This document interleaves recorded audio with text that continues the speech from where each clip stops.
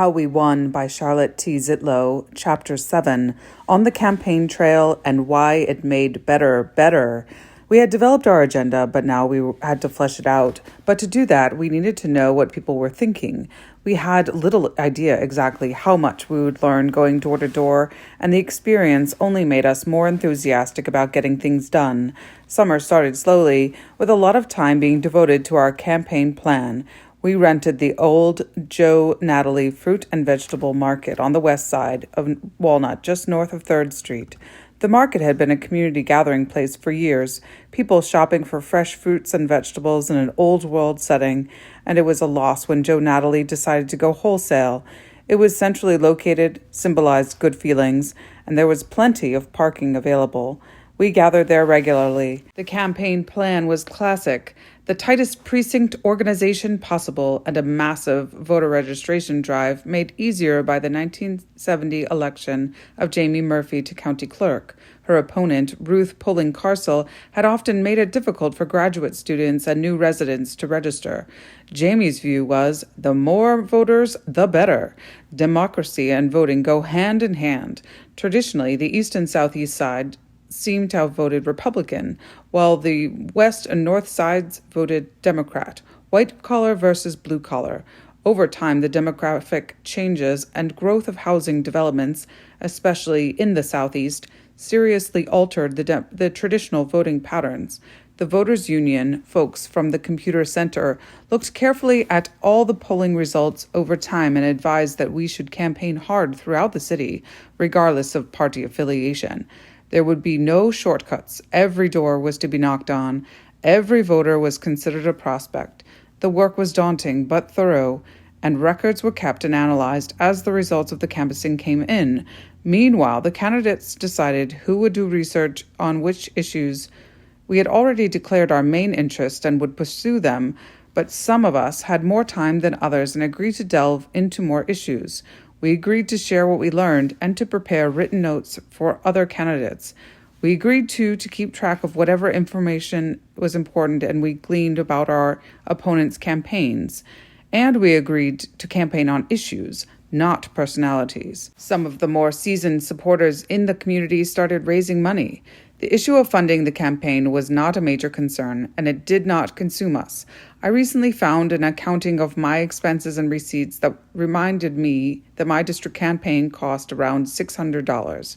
Yard signs, Xeroxed flyers, with more information on them about issues than most people would ever read. My share of the Democratic tickets campaign brochures, which were all printed on green paper to indicate our support for environmental issues and each other, plus a few radio spots. A friend, Charlie Eckert, donated his skills as a photographer, and other than that, there were few costs. For the entire campaign, we needed money for the newsletter, radio, and newspaper ads, more yard signs, buttons, a booth at the county fair, the usual. We bought little bouquets at a local flower farm on Rose Avenue for the hostesses of the numerous coffees we held. Most expenses were easily covered by contributions from supporters. We did not have to spend much money of our own. A schedule emerged. Toward the end of summer, we began to set up small group meetings, occasional larger meetings, and presentations with the Republicans. The media began to ask for interviews and forums. The League of Women Voters, student groups, church groups, and other community organizations requested the presence, especially of the mayoral and at-large candidates. We all went whenever we had time to go. We wanted the community to see the people that they had never heard of and learn to know us. We wanted to learn to know them. It could be a long-term relationship, we hoped. People opened up their homes to us. There was an energy in the campaign that was contagious. Mornings, afternoons, evenings, we went all over town to houses, large and small, for coffee, water, cookies, Cheez-Its. We outlined our agenda and asked questions. We learned a lot about the differences between the neighborhoods and between socioeconomic circumstances. We visited public housing and private clubs. We toured the Winston Thomas sewage treatment plant and the Griffey Lake water treatment plant. We spread out around the community to talk to business leaders, teachers in public schools, people who had been around for years, and newcomers. We stuck to the schedule and followed our instincts. It was an exciting time. People were happy to talk with us, although some were annoyed that we were trying to take over their town, but they were confident that we could not possibly win. Who were we, anyway? Been living in Bloomington for nearly 7 years. I knew the streets well. I was quite aware of the lack of infrastructure. I regretted the lack of mass transit. I recognized that we were destroying our core neighborhoods, that planning seemed to be more on paper than in reality, and that jobs over and underqualified people were difficult to find and of little interest to the powers that were. Most importantly, it was very clear to me that the incumbents in government did not bother to analyze challenges or seek to meet them. Content in their positions, they did not embrace the people. I wanted to change that. So when a self-styled liberal friend of mine asked me if it were true that I was running for city council, I told him yes. He looked at me with incredulity. "That's just what we need," he said with a laugh. "A mere housewife." I realized how much work I had to do, and I spouted a litany that ended with, "Yes, that's just what you need. Someone who sees the city the way it is every day. I go shopping and drive the children to daycare and turn the faucets on and off." In fact, a dose of everyday reality was just what was needed. Although all the Democratic candidates brought ideas for change that were especially motivating for us to the table, there is no doubt that the work done by the IU Voters Union clarified and synthesized our agenda. Members of the group were, to a person good at research and thorough in their thinking. Some of them had been in town for years, others were newcomers. In any case, they had taken a good look at the city and believed there was a crying need for change that would affect both students and other city residents as well. As I think back, I realize that our campaign plan and the issues really were all connected organically. Our underlying motivation was getting our voice and the voice of the people heard. The strategy of spreading out across the community, going door to door, having small, medium, and large gatherings, being available to speak or listen wherever anyone was gathered, was all of a piece, connecting the voters and hearing their views of what concerned them. In this day and age, when social media, the internet, and cell phones are also central to campaigns, it is too easy to gloss over the effectiveness of personal face-to-face contact with voters, or perhaps, most importantly, heretofore non-voters. The campaign we set out for ourselves took time and energy, but that effort was richly rewarded in two ways. A, we really did connect and heard the undiluted thoughts of those we met, and B, they began to see that we were serious, knowledgeable, yet open-minded folk who meant well and were working hard. The campaign for inclusiveness spoke for itself. As we campaigned day to day, we felt increasingly reinforced and validated in what we had identified as the main issues. Bloomington, for years, had been one of the 2 or 3 costliest rental markets in the state of Indiana. While its clientele included a high percentage of student renters, it also included many low-income individuals and families who could afford to purchase a home. The incumbent council members had the support of and confidence of developers and apartment owners who let them build and rent with little regulation. As we met renters and many of the most responsible landlords, the need for rigorous housing codes, enforceable and enforced, was clearly an issue that resonated. Renters needed recourse when they found faulty wiring, insect infestation, or floors that were caving in, and responsible landlords needed enforcement of strict codes to demonstrate that the extra cost involved in providing well-maintained housing were not undercut by allowing slum landlords to flourish without impunity. A strong, enforceable housing code and trained city staff to implement it were necessary. We were reminded of this daily as we walked up and down the streets. As we knocked on doors too, we could not help but notice that some doors were more substantial than others, some entryways in apartments better maintained than others. As we learned too from speaking with tenants, rental rates were not always lower for our substandard housing. At the same time, the questions of the return of deposits, penalties for damages or alleged damages, unanswered maintenance requests, pest control, the conditions of doors and windows, and multiple other problems that plagued tenants were repeatedly brought up. Al Toll had called for agreements that would balance the power of landlords and tenants, clearly stating the rights and responsibilities of each party and laying out a legal path of recourse for both. Our experiences on the campaign trail showed that Al had identified a real need. He gave us the words for speaking about these issues and became a part of the larger campaign as well. In 1971, the number of automobiles in Bloomington had grown proportionately to the increase in population, as well as the increasing number of students bringing cars to campus. There was no bus system at IU in the city or county. The only public transportation was 2 taxi companies. Mayor Hooker had made some mention of perhaps having a jitney system, an ad hoc call-in setup with a few station wagons or vans. But these mutterings were not connected to any specific plan and did not have the trappings of reality.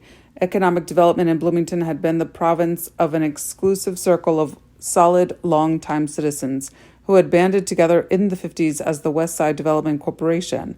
Many of them had purchased large tracts of land west of the city along what is now Curry Pike.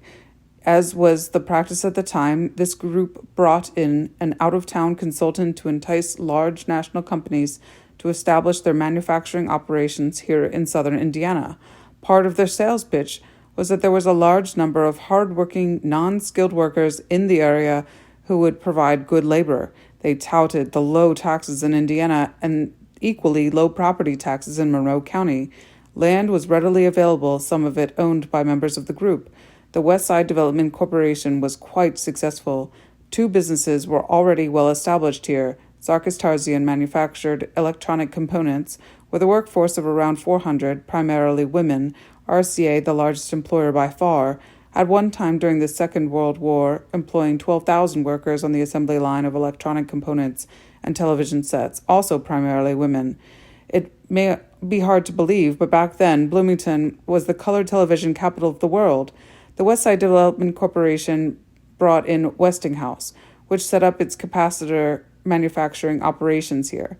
The assembly line employed relatively unskilled workers, yes, mainly women. Westinghouse's workforce topped off at about 500. The capacitors were components necessary for power transmission lines, which heated up in use. Effective insulation was absolutely necessary. In the 60s and early 70s, the best available insulation was liquid polychlorinated biphenyls, also known popular as PCBs. They turned out to be carcinogenic and would later pose enormous environmental and public health problems. Otis Elevator was also a great catch for the West Side Development Corporation, moving its custom elevator and escalator fabrication operations from Yonkers, New York, and bringing a large number of its very skilled workers with it. While it employed a number of less skilled staff from Bloomington area, the influx of Easterners, most of whom belonged to the strong Industrial Union of Electrical Workers, IUE, played a significant role in the changing demographics of the electorate and contributed to the shift in the political landscape. The last of the major national industries in the large lineup of Curry Pike, now the industrial zone of Bloomington, was General Electric. GE established their side-by-side refrigerator assembly line in Bloomington for an increasingly affluent middle class. GE added another 1,200 employees to the rolls, the majority of them men. All of these industries were doing very well in 1971. RCA had to cut back from its peak, but still had several thousand employees. The International Brotherhood of Electrical Workers, IBEW, organized the workers at RCA, Westinghouse, and GE, and the employees were receiving good wages and benefits. Things were going well, but the push for additional economic development had slowed considerably. In fact, when I approached the president of the Chamber of Commerce, Charlie Stroh, and asked what the chamber was doing to create more jobs, he pointed west and said, "We don't need more jobs. The ones we have pay well and don't want to pay more. We have plenty of applications for jobs, and it's a buyer's market." He went on to explain that the only people who needed jobs, anyway, were those overqualified faculty wives and those underqualified high school dropouts who weren't a large enough factor to be worth consideration. But why not jobs for those people? We were hearing from them directly that they needed to count and be counted. We began to realize that economic development should be a concern of government and not left to an elite group of businessmen. Yes, they had been successful. Yes, they were successful in bringing in companies, but they had little concern for the overall needs of the community. I was underemployed myself. Though jobs were not on the list of a better way, they were much on the minds of several of us. Not just the number of jobs, but the kinds of jobs and the city services needed to support them. Industries were flourishing on the west side. The biggest problem for the city was that they were not within the city limits. They were receiving city water and sewer services, but paid no city property taxes. This was, of course, not accidental. Part of the lure of the land out there was that it was beyond the city limits. That was marketed by the city as an incentive for the industries to settle here.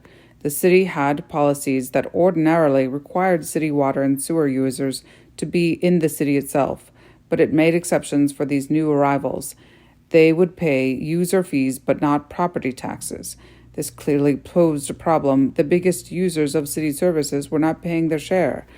For several years before 1971, there had been rumblings by Mayor Hooker and the city council that indicated that someday they might annex those valuable properties, and they took several stabs at it in blanket annexation proposals, but none had been effective. Blanket or mass annexation is a top-down process that leaves no room or time for individual negotiation, but invites individual remonstrations. At the same time, new subdivisions were popping up here and there, primarily on the southeast side, and they sought sewer and water hookups, which, again, required them to be within the city limits. Much as spot zoning was eating up the core of the city, little irregular subdivisions, bits and pieces, were being attached to the once coherent city limits. Existing properties between newly annexed subdivisions remained in the county. When fire or police departments were called to the subdivision or its unincorporated neighbors, there were considerable confusion about city boundaries. Adjacent properties of newly developed or existing sites might have septic systems on one lot and sewer hookups on the other. It was becoming a jurisdictional nightmare. The map of Bloomington was beginning to look like a lace-trimmed handkerchief, irregularly folded, with some of the most highly assessed properties interspersed with some of the lowest in the county. Adding the assessed valuation of the industries to the property tax base would substantially lower individual tax rates and contribute to the community infrastructure and educational budgets. Evening out the city boundaries around the subdivisions would help avoid jurisdictional confusion and facilitate delivery of fire, police, street, and sanitation services. Simply put, the entire issue of annexation was becoming major, and we realized that as we went door to door, sometimes speaking in the same block to city voters and non-city voters, as we reviewed the finances of the city, we saw vast areas of land and property not paying their way. Of all the many better ways, however, walking the streets was the most immediate way to experience the dire need for planning, for traffic and infrastructure improvements, for public works that took into account the needs of a growing town aspiring to become a real city. From the 50s forward, the city had expanded willy-nilly. Whatever land use planning there had been was done by developers themselves and was driven by their vision of how they wanted to develop their land with the least investment in a community infrastructure. Starting with green acres on the east edge of the university, built before the TV show of the same name, and extending in every direction, single-family homes were built with no sidewalks, no storm sewers, or other provision for runoff, no gutters. Streets were built to minimal standards and were already beginning to crumble and fray at the edges. As traffic increased on High Street, for example, there were no provisions for thoroughfares leaving the city, with only a few east-west or north-south options. Apartment buildings were built wherever there was enough square footage to make them economically feasible, with no thought for noise, parking, runoff, or green space. Trees were cut down starting in the Lemon administration with the deforestation of Kirkwood Avenue. At the time that family homes were already being displaced with banks and small shops and parking lots. Beautiful, substantial homes that once had lined Walnut and College were torn down and replaced with gas stations and parking lots. Historical preservation was a concept that had no value. Old was old and had to give way to new, however flimsy and unattractive it may be. Older buildings were simply in danger of being torn down, even if nothing was ready to replace them. There was no effort to make the inner core of the city coherent or consistent in its redevelopment. In the late 60s, Jack Hooker introduced a zoning ordinance, which, although enforced in 1971, was being picked apart meeting after meeting with rezonings that violated any sort of community cohesion. Well-run towns require order, infrastructure, and coherence. You have to know where the sewers run, what to do with the wastewater, how to build a good street. Incoherence makes it difficult for people to live well and makes it harder for the city to maintain. Neatness counts, especially in city government. People want to know what to expect, whether or not trash would get picked up or the fire trucks could find them, whether they could be secure. Bloomington was growing without a plan. If growth were to continue, there had to be a plan for it to grow into what was enforced. The need for a coherent parks program also became increasingly important. In 1969, I found myself running the water safety program for the Bloomington chapter of the American Red Cross. They were in serious need of a volunteer, and it did not matter that this was an area in which I had little knowledge, although I could swim and did have some sort of Red Cross certification from college for jumping into the pool. The water safety program consisted of arranging for classes for different levels of water safety proficiency, swimming and diving for participants of all ages. I needed to find pools to swim in, instructors to teach, and volunteers to support the instructors. Somehow, this was all accomplished, but not without difficulty. The obvious place to start, I thought, would be the Bryant Park pool, the larger of the two city pools and the one most used. Unfortunately, the parks director at the time had no interest in sharing the park with the Red Cross program and simply would not allow it. He would allow for the use for a very few hours a week of Mills Pool, which was dedicated in September 1967, and being on the west side, where many of the children could not swim, was seldom used. For us, it was perfect, since the children we wanted to reach were nearby and our lessons were virtually without charge. The only problem was that we had access to it only a few hours a week. For the rest of the classes, we were able to persuade the Sarkis-Tarzian plant managers to give us the use of his employees' pool across the street from the Bryant Park pool. In this way, I learned how the Bloomington Parks Department worked with the citizens, with difficulty. There was no attempt to partner with the volunteer certification program, except when there was no one using the facilities that were already less visited. The attitude and the practice were dismaying and thoughtless. As we walked the streets, we noted that the lack of tot lots, pocket parks, larger recreation areas. We discovered that fields for a variety of sports were lacking and that parks for quiet recreation, simple green spaces, were not on the planning table. What little there was tended to be in the more affluent areas, but not in those areas with smaller houses and smaller yards. Equity and provision of services, too, became a vivid priority. As we walked the streets, we could not help but notice that at the beginning of the summer, many of the streets themselves were in bad repair. Potholes were rife, street edges ragged, and sidewalks absent. Then, curiously, a massive repaving effort became apparent. Street after street that had languished in disrepair was suddenly covered with a new layer of asphalt chip and seal. The town transportation network got a coat of black paint, in effect, a miracle. As we watched, we were counseled by the old guard that was the way things were done. Save the money up for repairs until election year. It makes a good impression on the voters who presumably were not noticing previous neglect. This provoked a biting press release by the youngest member of our Democratic slate, Brian de St. Croix, which accused the Hooker administration of running a lean 3 years, one fat year policy. It hit the mark and gained support. One of the most serious traffic issues in the city was the east-west corridor just south of IU. 3rd Street, with just 2 lanes, could no longer move two-way traffic effectively. It had become a bottleneck, a thorn in the entire community's flesh, and needed to be dealt with this election year. The solution, a 2-street pairing of 3rd Street going west and Atwater going east.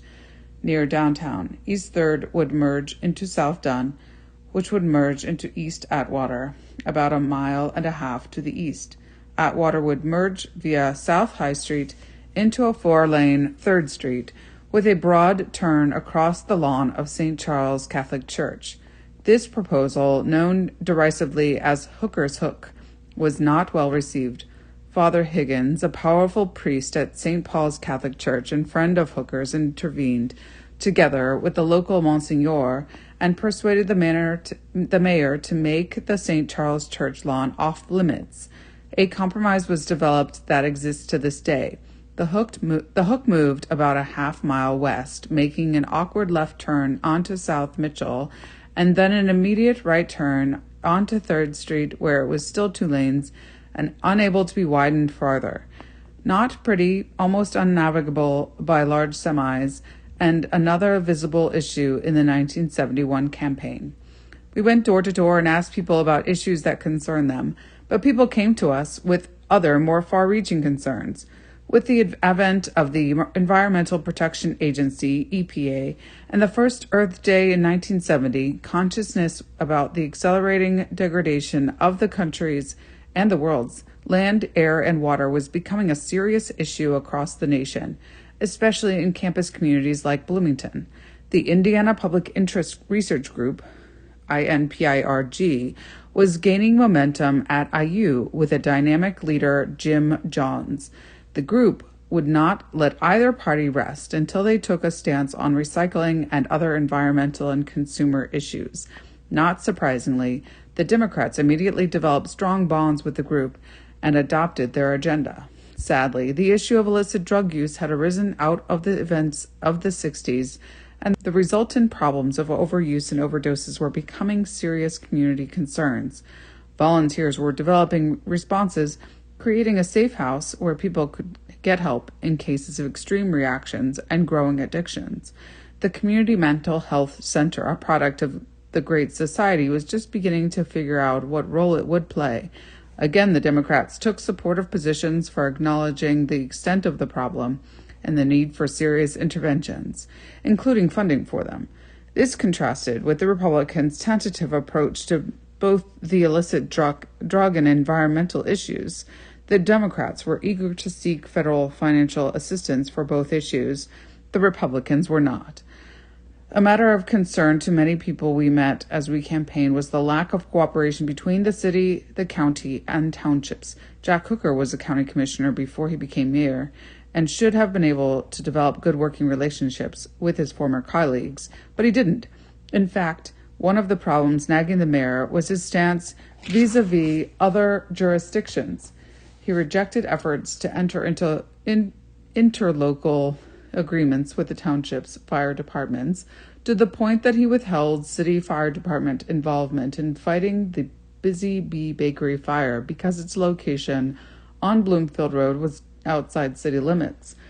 There were no serious effort to establish collaborative efforts about planning parks, animal control, police or fire protection, or less traditional city initiatives, drug control, environmental issues, transportation, ambulance service, with any other governmental or quasi-governmental entities.